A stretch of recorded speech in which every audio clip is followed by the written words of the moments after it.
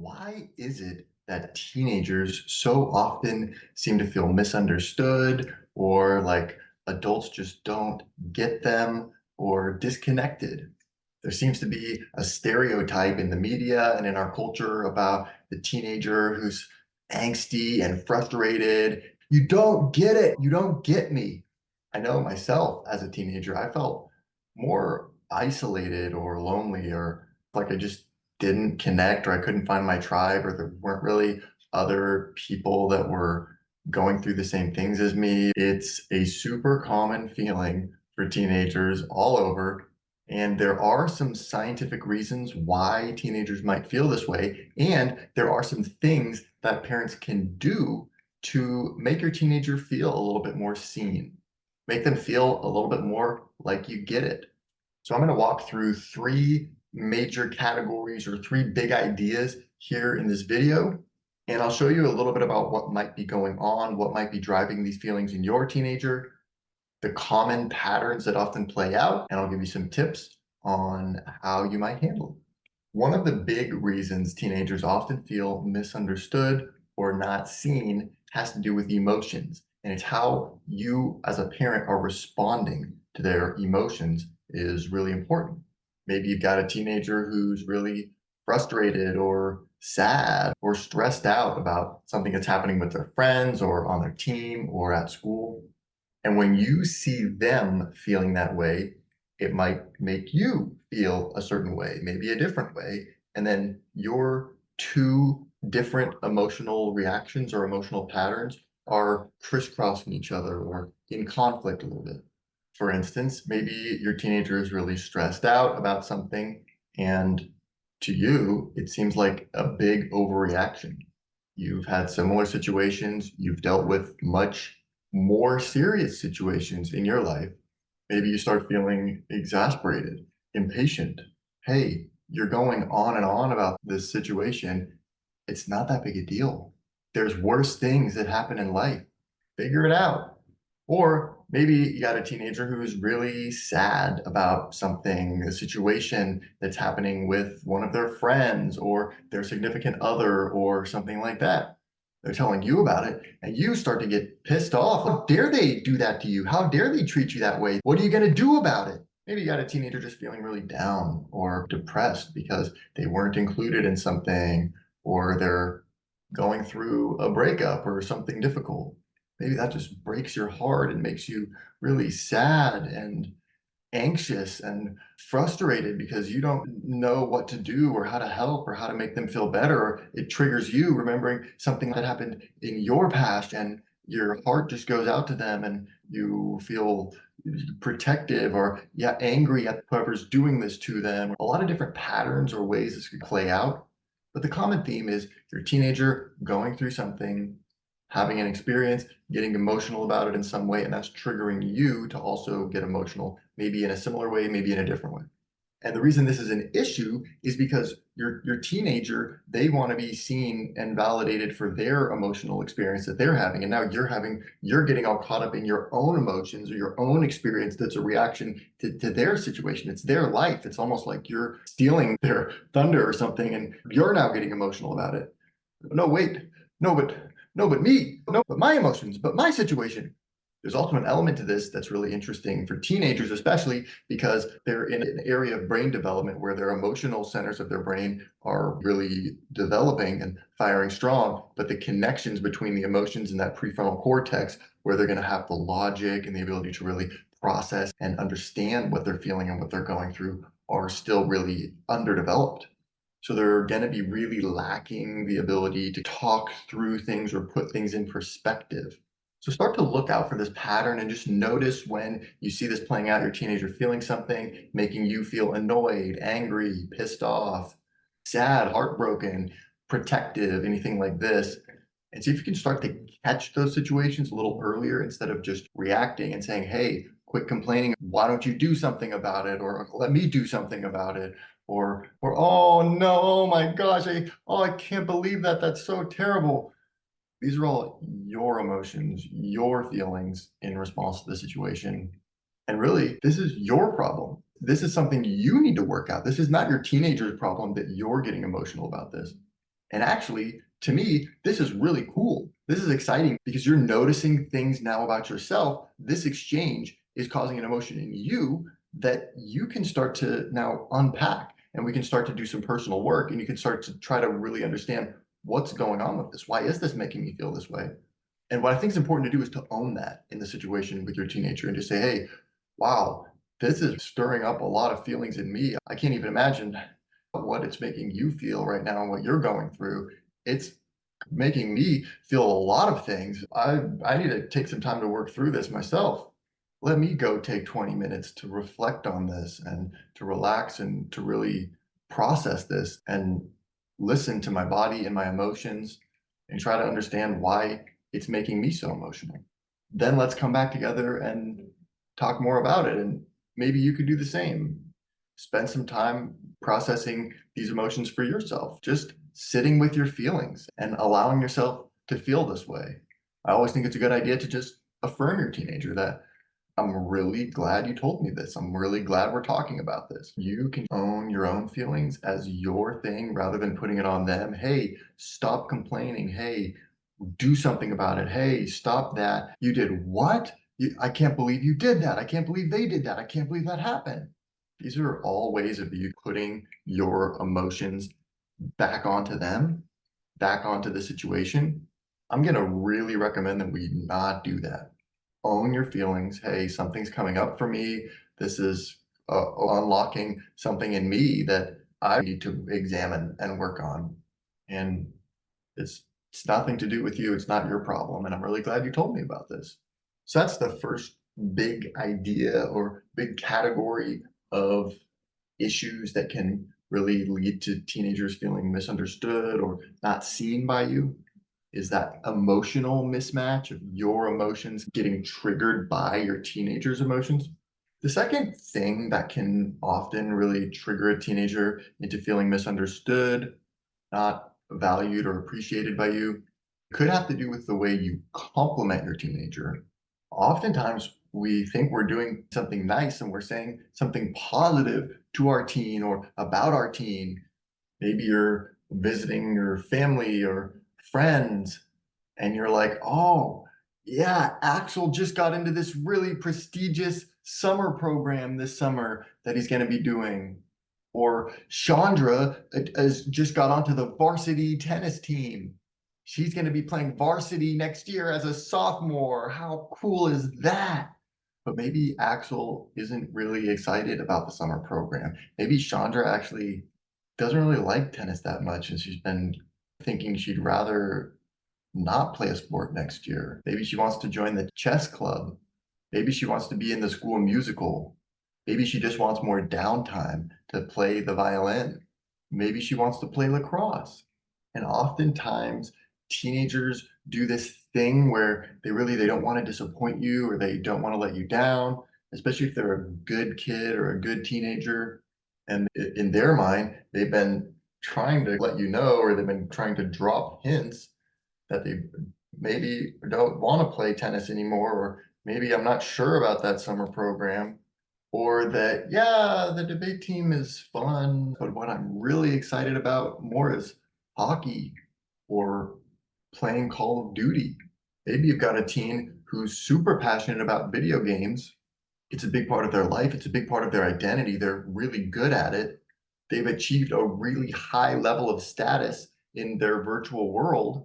They're super excited that they just got a new type of armor last week that they've been working towards for months to save up enough points to buy it. And that's what they're excited about in their life. And you're like, hey, I'm so proud of you for getting a B on your math test. Let's celebrate. We want to take you out for ice cream to celebrate your B on your math test. Again, really nice that you want to celebrate your child. Really nice that you're trying to compliment them and say nice things and pump them up.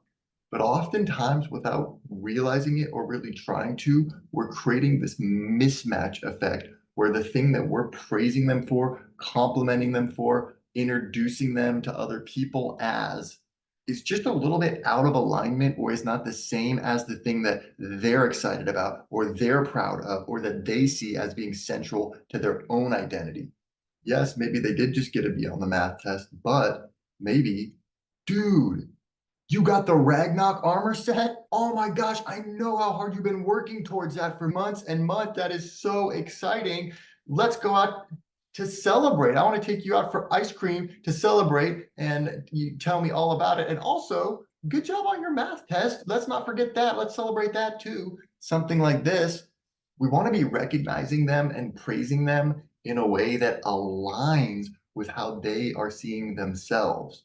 I think you can really just ask, hey, I know you're not really that excited about school. What are you most proud of from the last month, the last few weeks? What are you most looking forward to over the summer?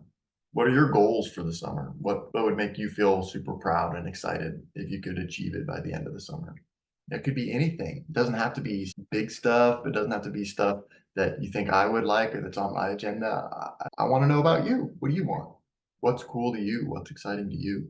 Also, you could ask questions like, what's something you wish more people appreciated about you? What's something you wish more people understood about you?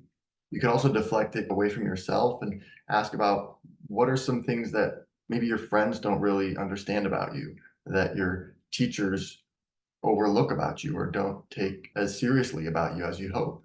Asking some of these questions just on a perpetual basis, you can start to collect those things. They might not open up to you right away the very first time you ask any question about this. We got to chip away at it, ask those questions over time, collect those ideas. Oh, you're really excited to get the armor. Tell me more about that. And then we can keep asking them about it. Hey, how's that going? How many points you got? Are you getting close to that? Awesome, because when you get that, we are going to celebrate whatever. Praising them, complimenting them, introducing them to other people in a way that aligns with their own priorities. It's going to make your teen feel a lot more seen, cared about, and understood. So that's the second thing that I wanted to talk about. And the third thing is about overpowering them. Something that can really make teenagers feel misunderstood and unseen is when we say, no, that's how it is. I don't want to talk about this anymore. I don't want to hear any more about this. We're done.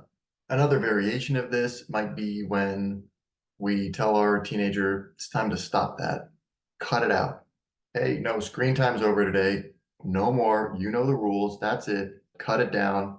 Turn it off. No, you can't see that movie. It's rated R. You know the rules. No, we've talked about this before. Your curfew's 11 p.m. You can't go to this if it's going to get you back at 1 o'clock. Of course not. When we shut our teenager down in any of these different ways, we're going to make them feel really unseen. Yeah, they already know that's the rule. They already know you said no. They already know you don't like it, but they still want to talk about it more. Imagine if you were talking to one of your good friends and they did the same thing to you. Hey, I know we already talked about how we were going to split the bill for the upcoming birthday party, but I've been thinking more about it. Can we talk about it a little more? No, we already talked about this. You already said you were going to pick up the drinks and I was going to do the food. Don't want to talk about it anymore. Nope, nope, no, no. That's how it is. Or if you're trying to talk to your spouse, hey, I know we divided up the chores already, but I wanted to talk a little more about the schedule because it's going to be a little hard for me to pick the twins up from daycare this week with my work schedule. Could I possibly trade you chores? And nope, no, no, I don't want to hear about it. Nope, you know the schedule, you know the rules. That's how it is. What if your boss did that to you? What, in fact, if your teenager did the same thing to you? In virtually any other situation in your life, in any other relationship, if someone did the same thing to you, just shut you down and told you they didn't want to talk about it anymore, that's final, that's the answer, stop asking me about it, wouldn't that feel really bad to you? Wouldn't that make you feel like you have all this left to say that wasn't said? Do you think your friendship is going to last very long with this person, or your relationship with this spouse, or your job with this boss, or anybody who treats you that way? So, why do we think it's okay to do that to our kids? it's invalidating and it's belittling. I think we have to ask ourselves, what's really going on here? Why are you shutting down the conversation? Is there something else you really need to talk about instead? And this is getting in the way. Do you need to leave and go to another errand or do something else right now and you don't have time to talk about this anymore? Are you just getting annoyed and frustrated about them continuing to ask you about the thing? Because really, okay, your teen is being assertive and they're talking to you about something and trying to work it out with you and negotiate instead of just going ahead and doing it anyway behind your back. They're having the initiative and confidence to continue trying to work it out with you, even though you're shying away from the conversation and shutting things down. Don't we want to raise teenagers who are assertive and they pursue their agenda and they try to work things out with people? This doesn't really sound like a bad thing. Maybe this is our problem. Maybe it's a problem about how we're responding. Maybe we can say, hey, I hear that you want to keep talking about this, and it seems like there's a lot more that you want to say, and I want to talk more about it with you too. Can you hold that thought? Maybe think about it a little more, process. I got to run to the dry cleaner before they close, do a couple more errands, and we can chat about this after dinner. Go for a walk and chat about it more after dinner. If your emotions are the problem, you're feeling annoyed, you're feeling frustrated, again, back to what we talked about earlier, own that. Own your emotions. Hey, I really want to be able to focus on what you're saying and talk through this with you. I think it's really important that we can talk through things like this and we can have these sticky conversations. And I'm feeling a bit annoyed right now, frustrated. And I'm not really sure why. I can't quite put my finger on what's going on, but I don't feel like I'm giving you my full best attention. I want to take some time to go sit with these feelings, process what's going on with me, and I'd always encourage you to do the same. And I'd love to reconnect about this in an hour. Lots of different scripts we can use, ways to handle it. Maybe you can also ask your teenager why they feel like they need to keep talking about it. I'm happy to keep talking about this as long as we need to.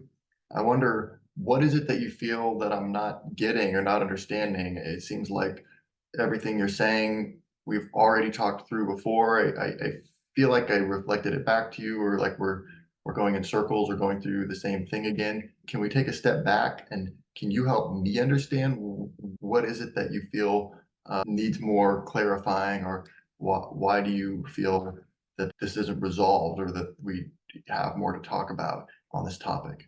But a lot of times, if the conversation has been going around in circles and either you or your teenager is getting emotional, a lot of times we can really benefit from finding different ways to take a break, calm things down, spend a little time processing, thinking on our own, come back to it tomorrow, come back to it later.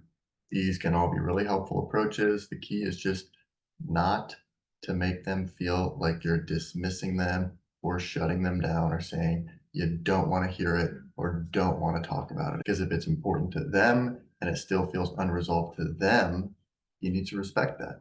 So those are three main ideas on why teenagers often feel misunderstood and unseen by their parents and what we can do about it.